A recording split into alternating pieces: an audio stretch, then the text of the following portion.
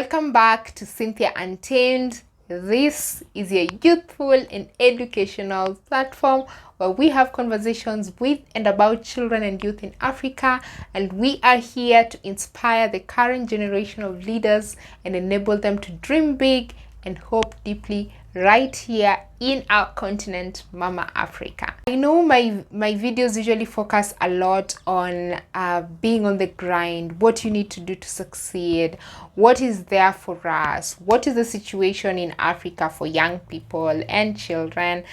But then I was like, these young people and children, sometimes they do get hungry. I am not a cook. I'm just declaring right now, I'm not a cook. But I actually found a recipe online and I was like, let me share what I would eat as a snack on a day that I'm actually on the grind, fast paced, doing lots of things, trying to edit my videos, trying to blog, creating content for social media, advocating out there, and I just need a quick bite to re-energize myself to keep moving. So I found this recipe, French toasts, online, and I tried to make it. It did not come out perfectly, but yes, I tried, and you can actually try out the same recipe. I really liked it. So make sure you watch this video.